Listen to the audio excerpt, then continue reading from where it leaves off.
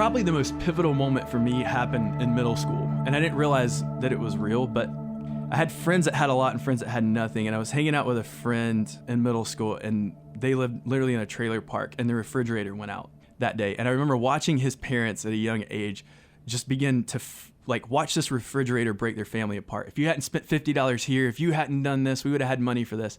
And I thought, that's unbelievable. And I went that night and spent the night with another friend who lived in the country club. And I remember opening up their 3-car garage and 3 refrigerators sitting in there. His dad was a hunter, and 2 of them were freezers full of meat. And I remember thinking, these are really good people. They would give one of those if they only knew. I did nothing about it. I was a really shy kid. And I think as I grew up and moved to Atlanta, I saw extreme wealth, and then I saw extreme poverty. I always wrestled in this tension of people are innately good. They would do good if they knew how. And I thought, wow, we could really connect neighbors to needs right down the road. There has to be a way to do this. That's Blake Canterbury talking about his youthful epiphany that would ultimately lead to the Atlanta-based social purpose company he recently founded. It's called Purposity, blending purpose and generosity, and it's leveraging technology and human kindness to create a brand new army of philanthropists helping change the world one text at a time. This is Crazy Good Turns. We tell stories about people who do amazing things for others, and I'm your host, Brad Shaw.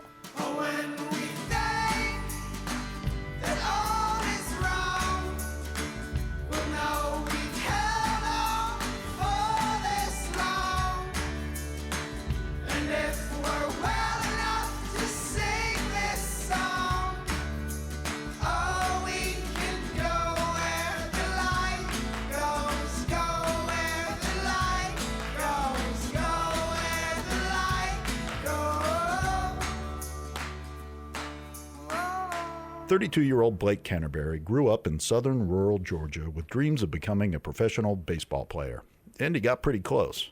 By high school, he had attracted interest from several Division I schools and Major League Baseball teams, including the Cincinnati Reds. But those baseball dreams were dashed by a series of injuries: a split knee, sprained ankle, fractured vertebrae, a hand shattered by a pitch. And at that point, baseball was done. That was really a pivotal moment for me because all that I knew in life was completely gone. Blake ultimately ended up attending Southern Polytechnic State University just outside of Atlanta, where he studied business.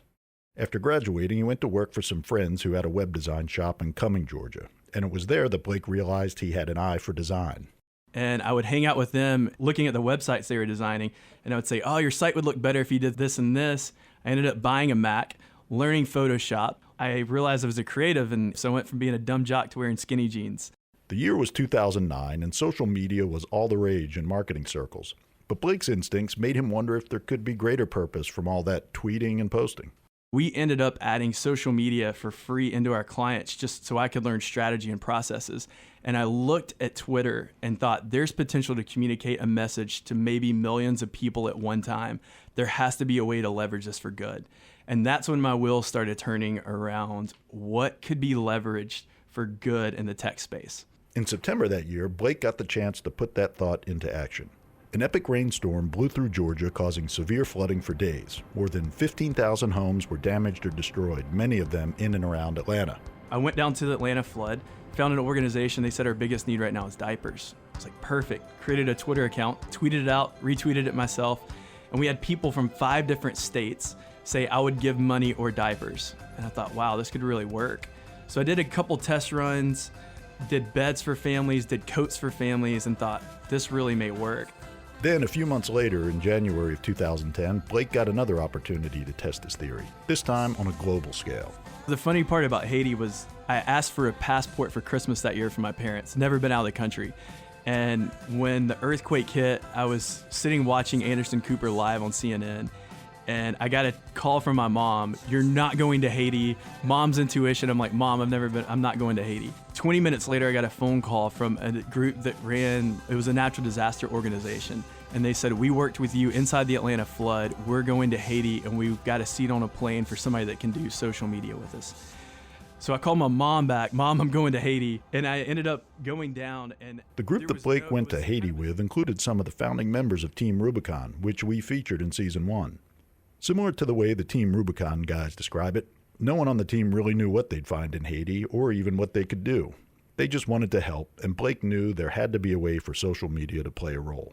There weren't many objectives going in other than a team of ex-Marines that were kind of going together to go inside of there and just do whatever good we could. And what ended up happening was one of the team members had a grandmother who lived through the earthquake. She was 99. We fixed some broken down SUVs and drove a caravan to a house standing in a town called Gunguave, which is about 8 miles outside of Port-au-Prince. When we got there, 100,000 people had either moved out of the hills or out of Port-au-Prince into this town because it was a safe zone.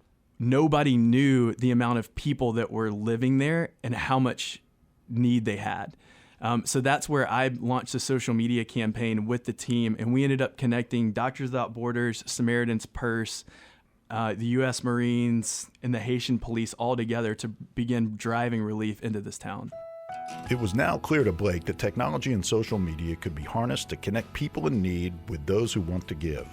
He spent the next 5 years or so playing around with different models while working at Brand Apart, a marketing and branding studio in Atlanta. His community work connected him with many local nonprofits and social workers, which gave him a vivid picture of the needs among the impoverished. The specific idea for Purposity came in 2015.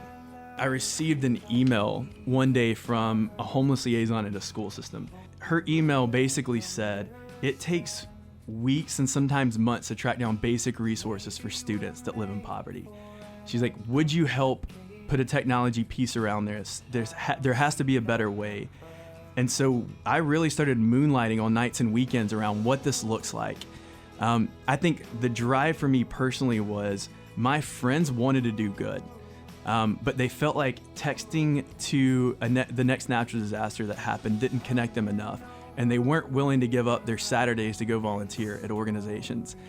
And so I really started framing that people want to do good, and if you gave people one action step at a time, they would respond. So Blake and some friends set out to build a technology platform to address the social workers' pressing need, but with a bigger goal in mind. The larger picture of poverty is just too much for anybody to go tackle. And so what we really looked at was if we could get needs vetted from local organizations, school systems, and nonprofits that had systems for moving people from poverty to sustainability, they could submit a need like a kid needs a pair of shoes into the system. On the flip side, we would ask people to receive one text message a week of an urgent need with the idea of what would Atlanta look like if we had 1 million people receive one text message a week of an urgent need. If we had 1 million people get that, there wouldn't be a need in this city we couldn't meet. And the fundamental idea is that we have the resources in every community to meet the needs of that community. Blake eventually left his job to focus on building Purposity full-time. In the spring of 2016, he launched a small pilot of the program in the Forsyth County school system north of Atlanta. The results affirmed his belief that Purposity could have national appeal. Every single need that went out got met, and they were getting met in a matter of like 10 minutes. So as we built this pilot, we ran it for an entire spring, and we realized what we did solved a problem for them. And it also solved a problem for almost every school system in the country. And it would also scale to almost every nonprofit in the country. So here's how Purposity works. As a person interested in helping people in my community, I go to the Purposity website and register my cell phone number. Each Monday evening, I get texted specific needs in my community. Things like a space heater for a single mom living in poverty, or housewares for a family who lost their home in a fire. These needs are all vetted by social workers in the public school system or local nonprofits. I simply click on the text to read more, and if I'm interested in helping, I click again to purchase that item on Amazon, which ships it directly to the social worker for delivery to the person in need. Because that item is going through a nonprofit entity, my purchase is a tax-deductible donation. And I can share my good deed on my social channels with another easy click, hopefully inspiring others to do the same. Blake says that Purposity is designed to create new philanthropists in a modern world where philanthropy can sometimes be an afterthought. We built this product really for people who don't care about philanthropy. If somebody's not currently engaged in philanthropy, they're not going to change their habits on a daily basis to get involved with philanthropy. Typically, you wake up, you go to work all day, or you go to school all day, you come home, your friends, social life, and then you go to bed, and you have no time for anything else. So we thought, how do we intersect somebody's life? The lowest barrier to that was a text message. So we thought to sign up for this, all you have to do is put a phone number, a zip code in, and get started, and you're in. And then once a week, you'll receive one text message that's kind of fun, it's kind of quirky, and it'll take you less than 2 minutes to impact somebody. That fun and quirky approach to Purposity's marketing is intentional. When the texts roll in on Monday night, they have funky titles like Advanced Math Ain't Easy, which was a calculator for a super smart student who couldn't afford to buy one, and Brush Those Pearly Whites, which were toothbrushes for a family in need.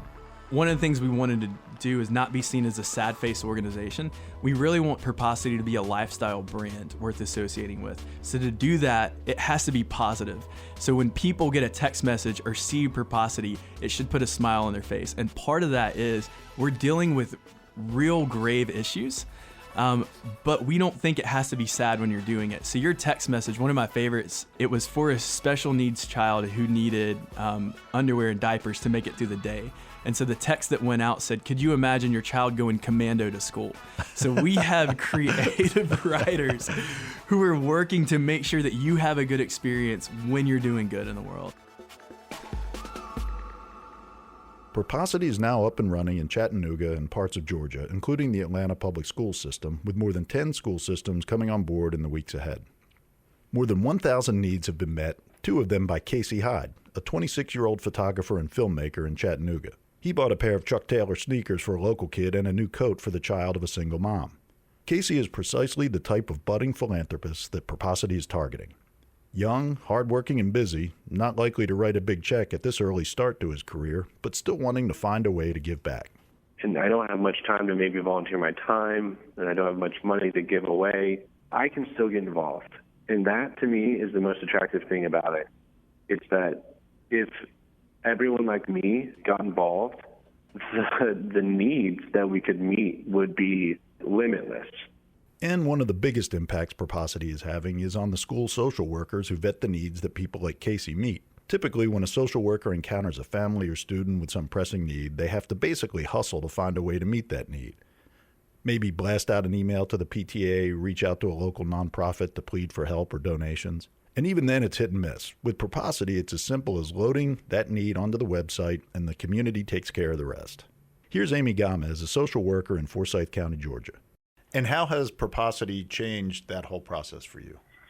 Well, the amazing thing about Purposity is I could sit with a student and talk to a student, and they could say, for instance, I work with some students that or families that maybe need diapers. So I go on a home visit, and the mom says, I need diapers size 2. At that point, I can go online and order size 2 diapers and put it out there to Purposity, and then I get a box of diapers mailed to my office the next week. And so I know it's going to come through. I know I'm going to get it. There's not a question of when is it going to come in, and I can tell families I can get that for you. Whereas in the past, I'd say, well, let me look into it. Let me see if I can figure out a way to get you some help. Whereas this, I can say, I can get you this item, and then it comes. And it's a really cool thing to be able to do. I signed up for Purposity a couple weeks ago, and the first need I met was for a high school student heading to college with a full-ride scholarship, but she couldn't afford an alarm clock. The name of the need was TikTok Says the New Alarm Clock. The process was quick and easy, literally a couple clicks on my phone, and that $29 clock's already on its way to the social worker who submitted that need. Overall, it was a really fun and gratifying experience, and I'm sure I'll do it again. And as Purposity continues to grow, I'm sure many others will too. When you've done something to impact somebody's life, you start looking for those opportunities. And I say this all the time, what you look for, you find. And I think sometimes you just need to do something good in the morning to spark your day, something good early in the week to spark your week. And I think it changes the lens that you see life through. And when you begin to change your lens, the whole world changes.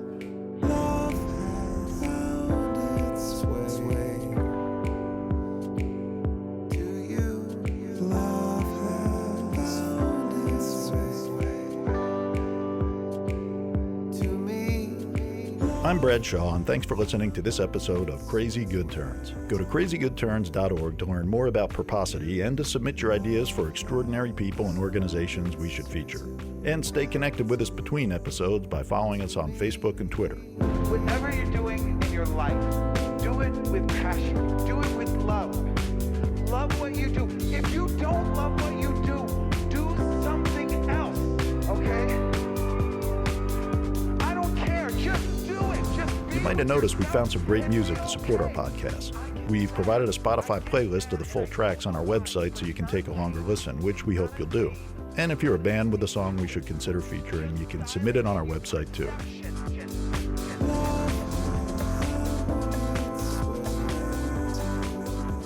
We're also asking you to help us grow our audience this year and bring our inspiring stories to more people. You see, Crazy Good Turns is a nonprofit itself, and like most nonprofits, we don't have a big marketing budget, and the single most important way for us to gain increased visibility is to crank up our ratings and reviews on iTunes. So we're setting a goal of 1,000 iTunes ratings by the end of the year. We're asking you and the nonprofits we featured to unleash your creativity, passion, and social networks to help us get there.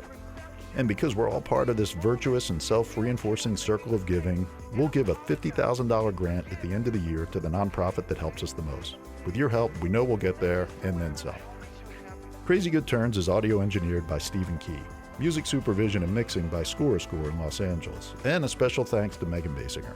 Take care and let's connect again soon.